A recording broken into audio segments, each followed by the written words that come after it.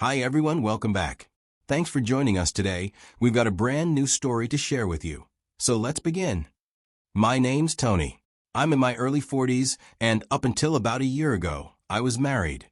Things didn't work out, and after years of trying to keep something broken from falling apart, it finally did. The divorce was rough, mentally, emotionally, even physically. There's a certain kind of quiet that follows the end of a marriage. That was the season I found myself in when I moved into this neighborhood.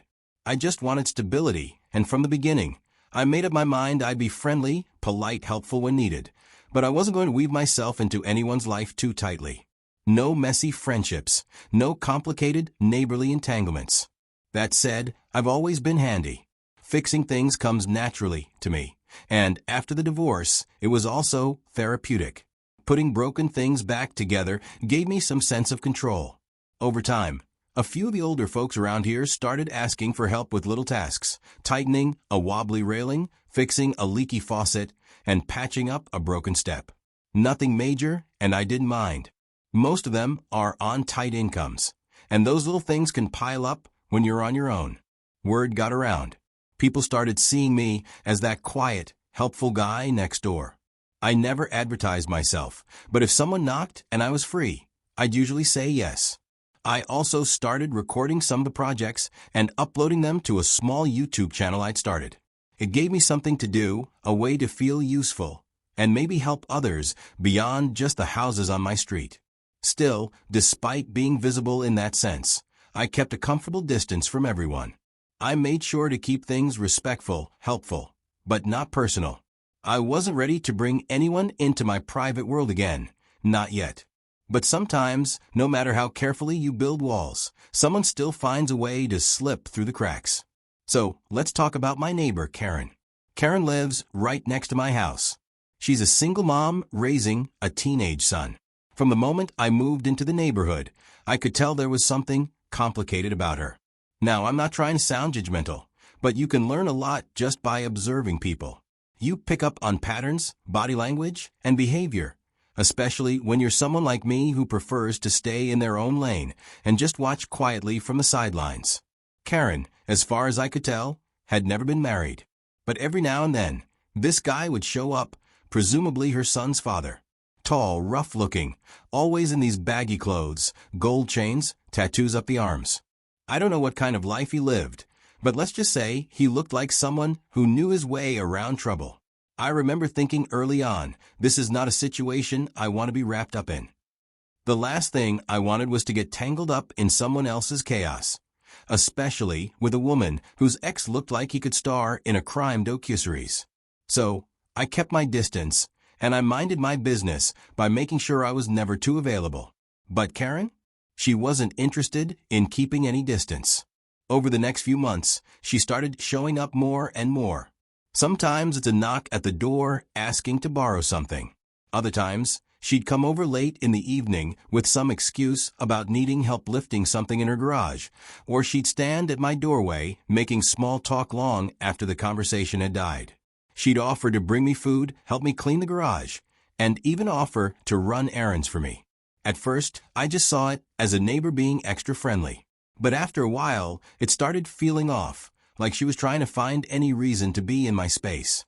It stopped feeling casual and started feeling calculated. I always kept my tone respectful. I'd politely thank her for whatever offer she made and then decline, over and over again. But she kept pushing. Until one day, she just came right out and told me she liked me and asked if I'd ever considered dating her. Now, I don't like hurting people's feelings, but I believe in being honest, even when it's uncomfortable.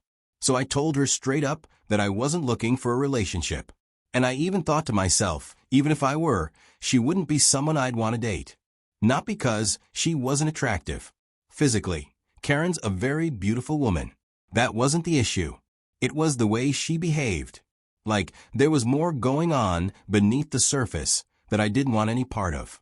Well, that didn't sit well with her. Not even a little. Instead of accepting my answer and moving on, she started pressing me hard, asking why.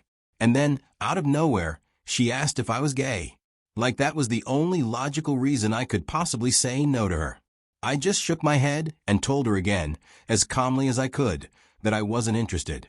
After that, her whole demeanor changed. The warm, lingering neighbor turned cold real quick. Now, when we crossed paths, she wouldn't even make eye contact. I'd say good morning, and get nothing back but silence and a stiff shoulder. Honestly, I didn't mind. I wasn't looking to make enemies, but I also wasn't going to lose sleep over a little tension. If anything, I appreciated the breathing room. For the first time in months, it felt like I had my space back. And that was all I ever really wanted. But little did I know, this was only the beginning. That short window of peace I was starting to enjoy in my new neighborhood came to a halt one afternoon. The doorbell rang while I was editing a video for my YouTube channel. At first, I ignored it, figured it was just a package drop-off. But then it rang again. So I checked the front camera, and Karen's son was standing awkwardly at my doorstep. I thought it might be something serious. So I paused what I was doing and headed to the door. When I opened it, he looked up and asked if he could borrow my garage tools for a school project he was working on. But this wasn't some plastic toolbox we're talking about. I've got professional-grade equipment in that garage. Power saws, drills, and even a small lathe setup. Tools that require a steady hand and basic training at the very least. I told him no, respectfully, but firmly. I explained that these weren't toys, that even adults can get seriously hurt using them without proper guidance. And more importantly, I told him I wouldn't be able to supervise because I was already juggling too many things. I figured that would be the end of it. But I was wrong. A few hours later, the doorbell rang again. This time, he was standing beside his mother, Karen. Karen did all the talking.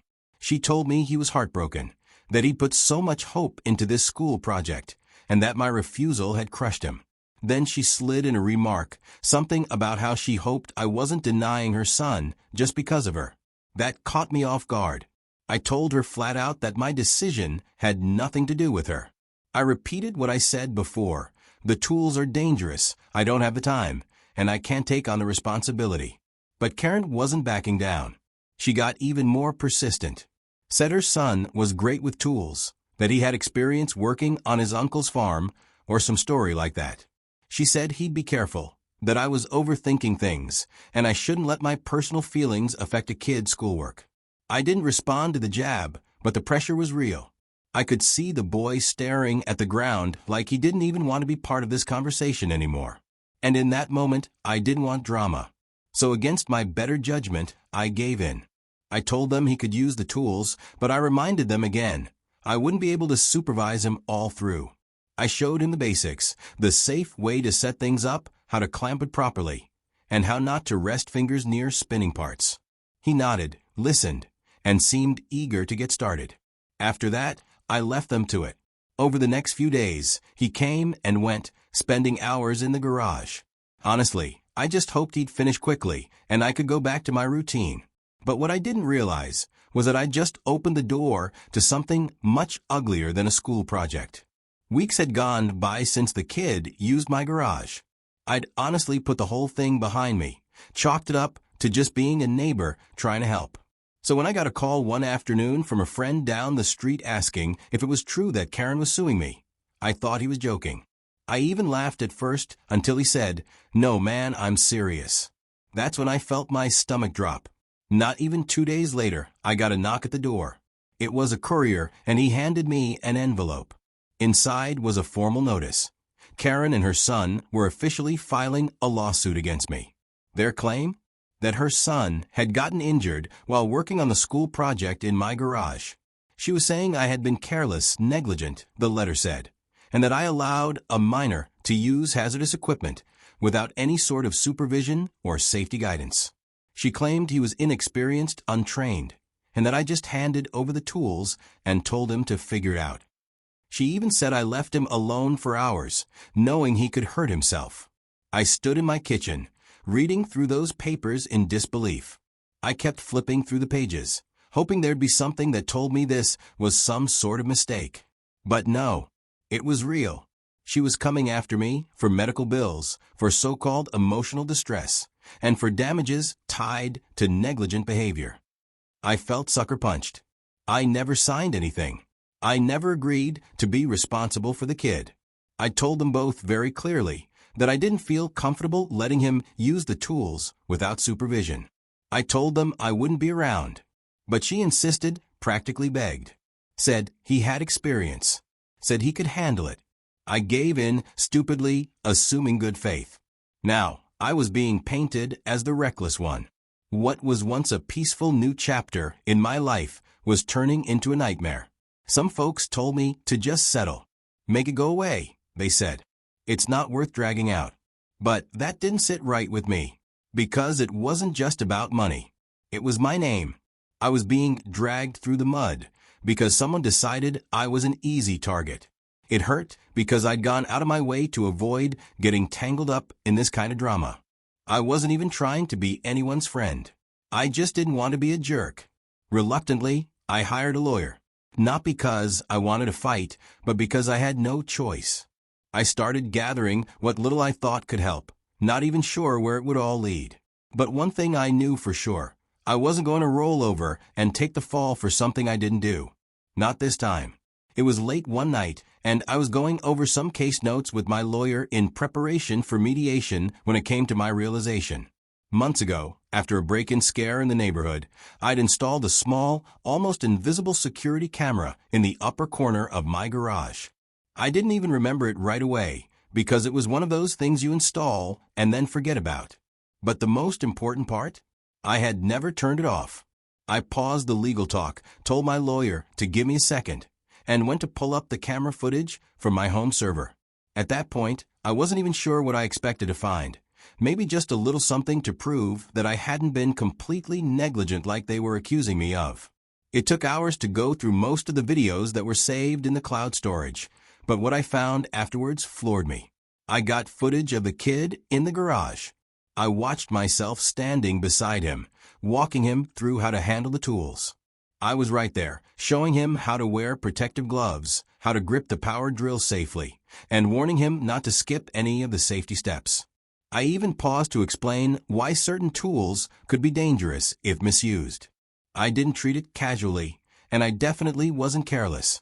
After a while, the footage showed me stepping away because I had other things to do, but not before making it clear he needed to be cautious and responsible. I also got another footage for a different day. I was already gone. The camera picked up the garage door opening. Karen, the boy's mother, walked in. She didn't know the camera was there, obviously. She moved straight toward her son and asked, "When will you create the accident?" The kid hesitated. He looked uncomfortable. But after a few seconds, he nodded slowly and said, "Soon." The expression on his face wasn't of someone about to make a mistake. It was someone being pushed to do something he knew was wrong. I couldn't believe what I was seeing. Whatever injury he eventually got, it wasn't just a teenager being clumsy with tools. This was pre-planned and a setup, making me the target. I sat there and absorbed it all. This was revenge, a twisted form of punishment, because I had the nerve to say no to Karen, to not play along with whatever fantasy she had built in her head. And it didn't stop there. I remembered I had another camera, the one by my front door. I pulled up that footage too, and sure enough, it showed the day her son first came asking to use the tools. It also caught the second visit, when Karen came with him. The audio was scratchy at first, but you could still make it out. I was telling them both that I couldn't supervise, that the tools weren't safe without experience. Karen, in her overly sweet voice, kept insisting it was fine, that her son had experience and would manage. It was obvious, now that she was trying to push responsibility onto me, make it seem like I had approved everything without warning. In that moment, I realized I wasn't careless. I had been targeted, manipulated, and framed by someone who didn't care, who got hurt just to score a financial payday. And now I had proof. On the mediation day, my lawyer met me outside the office. We then walked in together. The room was exactly what you'd expect for mediation. Karen was already there. She sat across the table. Her son sat beside her. Then their lawyer sat to the left. As I took my seat, Karen leaned in slightly, lowering her voice just enough so only I could hear her, and said, "I always knew you'd be our payday," she whispered, with a smile. I didn't look at her. I just stared straight ahead. It took every ounce of control not to respond. Because she didn't deserve a reaction. And more importantly, I didn't need one. The mediator began with the usual introductions and formalities. There was some legal jargon tossed around about the nature of the case, potential settlements, and each party's rights. After some back and forth, the floor turned to me. "Mr. Tony," the mediator said, "do you have a statement you'd like to make?" I pulled the small USB drive from my pocket and slid it toward the AV technician at the back of the room. "I'd prefer to let this play instead," I said. The lights dimmed slightly as the monitor on the wall flickered to life. The room went still. The first clip that came on showed my front porch camera capturing the boy coming to my door the first time. You could hear him ask to use my garage tools, and you could hear me turning him down politely but firmly, explaining the tools were too advanced, and I wasn't available to supervise. The next clip showed our second interaction, him returning hours later with his mother. Karen did most of the talking, pleading on his behalf, insisting her son had experience and could handle it. You could hear me repeat my hesitation. You could see how reluctant I was before finally giving in. Then came the footage inside the garage. It showed me standing next to her son, guiding him through how to use the equipment, stressing safety precautions, and even demonstrating how to use protective gear. I reminded him more than once to slow down, to be cautious. After a while, I stepped out. The next clip was from a different day. This one was different. It showed Karen in the garage with her son. Karen was asking the boy, "When are you going to create the accident?" You could see the kid as he nodded, reluctantly. There was no confusion in the room now. I glanced across the table. Karen's face had gone pale. Her son sat motionless, with eyes locked on the floor. He couldn't bring himself to look at the screen, at his mother, or at me. The mediator didn't say anything for a few seconds after the clip ended. It was like she needed to reboot her entire understanding of the case. She was deeply disappointed as she realized someone had tried to play her for a fool. Then she cleared her throat and said almost flatly, "This case is dismissed." As we stepped out of that building, I just turned to Karen and calmly told her that I would be suing her, because people like her need to learn that they can't manipulate and destroy lives without consequences. I told her that I'd be going after her for defamation, and for every dollar I'd spent on legal fees. Suddenly, her mask of arrogance fell right off. She started panicking, begging, stumbling over her words as she kept saying, "Please don't do this. I didn't mean for it to go this far." But I wasn't playing into her game anymore. My lawyer was right there with me, and we both knew exactly what the next steps were. The lawsuit was already in motion. That day closed a chapter of being too generous, trusting, and open-handed with people who never deserve it. I went home and had a full security system installed. Cameras covering every corner, garage, front, and back, every angle of my property. If someone so much as steps onto my driveway, now I'll know. I don't lend anything out anymore, not even a screwdriver. The fallout for Karen and her son didn't stop with that mediation day. Once I dragged them to court for defamation and legal damages, the whole thing became public. Funny enough, the person I was most worried about, the boy's father, ended up surprising me. I half expected him to come, ready to fight or start some chaos. But instead, he called me and told me he'd heard what happened. Said that the boy's mother had always been manipulative and vindictive. That he tried to get custody in the past, but she'd lied so convincingly in court that the judge sided with her. Now, with this whole stunt exposed, he was preparing to contest custody again. And I get it now. Seeing how quickly she tried to ruin me just because I rejected her, it made perfect sense that she'd do the same to the father of her own child. So, that's where I leave it. That experience taught me the importance of protecting your space, your name, and your peace. Let me know what you think in the comments. And if you know someone who needs to hear this story, go ahead and share it with them. Don't forget to like the video. I appreciate you sticking around. Until next time, stay safe and trust your instincts.